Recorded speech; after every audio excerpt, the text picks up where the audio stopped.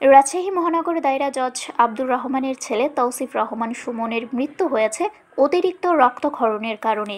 ধারালো ও চোখা অস্ত্রের আঘাতে তার শরীরের 3টে স্থানে রক্তনালী কেটে গিয়েছিল। এর ফলে অভ্যন্তরীণ রক্তক্ষরণ হয়েছিল। শুক্রবার সকাল 9:45টায় রাজশাহী মেডিকেল কলেজ হাসপাতালের ফরেনসিক মেডিসিন বিভাগের মর্গে লাশের ময়নাতদন্ত শুরু হয়। ময়নাতদন্ত করেন ফরেনসিক মেডিসিন বিভাগের প্রধান সহযোগী অধ্যাপক কফিল উদ্দিন ও একই বিভাগের প্রভাষক শারমিন সোহান কাবেরী। ময়নাতদন্ত করতে প্রায় 30 মিনিট সময় লাগে। এ সময় বাইরে অপেক্ষা করছিলেন তৌসিফের বাবা বিচারক আব্দুর রহমান। ময়নাতদন্তকারী চিকিৎসক কফিল উদ্দিন বেরিয়ে এসে তার সঙ্গে কথা বলেন।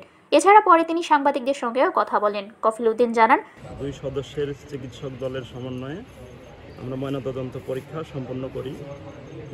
তো ময়নাতদন্ত পরীক্ষাকালে মনে হয়েছে তার বডিতে, ডিসিজডের বডিতে কিছু ধারালো এবং মাথা sharp cutting and pointed weapon, যেটাকে আমরা বলি ধারালো এবং মাথা, চোখা মাথা এবং ধার আছে, এরকম একটা উইপনের আঘাত মনে হয়েছে।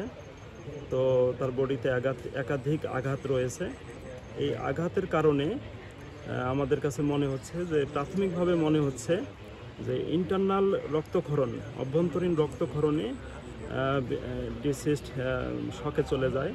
শকে গিয়ে তার মৃত্যুটা। তার গলায় একটা আঘাতের চিহ্ন আছে, মানে সুপারফিশিয়াল লিগাচার মার্কের, অর্থাৎ সফট লাইক একটা লিগাচার মার্ক গলায় আছে। সফট লিগাচার মার্ক, সুপারফিশিয়াল, এটা ডিপ না এবং ভেতরে তেমন ইনজুরি নাই গলায়। এটা সুপারফিশিয়াল একটা মার্ক ছিল, সম্ভবত সফট কোনো লিগেচার মার্ক, লিগেচার ম্যাটেরিয়াল দিয়ে এটা করা হয়েছে। আর মূলত তার দেহে তার ডান পাশে থাই এবং রাইট থাই এবং রাইট লেগ, এখানে 4টা ডিপ উন্ড আছে। তার মধ্যে 2টো গুরুতর।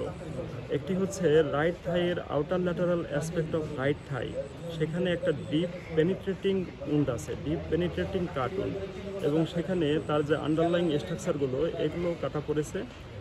এবং সেখানে যে একটা বড় আর্টারি আছে, femoral artery, right femoral artery, এই ফেমোরাল আর্টারিটা কাটা পড়েছে। পুলিশের সুরতহাল প্রতিবেদনে তৌসিফের গলায় কালশিরা দাগ আছে বলে উল্লেখ করা হয়েছে।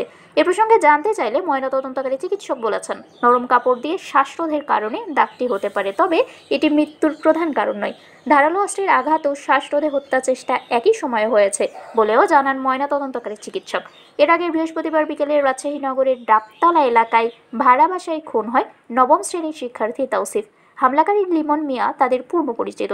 একই সময়ে হামলায় আহত হয়ে হাসপাতালে ভর্তি আছেন তৌসিফের মা তাসমিন নাহার লুসি। এছাড়া ধস্তাধস্তিতে হামলাকারী নিজেও আহত হয়ে হাসপাতালে পুলিশের হেফাজতে চিকিৎসাধীন। এ ঘটনায় শুক্রবার বেলা 11টা পর্যন্ত থানায় কোনো মামলা হয়নি। তৌসিফের মরদেহ দাফনের জন্য জামালপুরে গ্রামের বাড়িতে নেওয়া হবে বলে জানিয়েছে তার বাবা। শারমিন শিমু, বরেন্দ্র টেলিভিশন।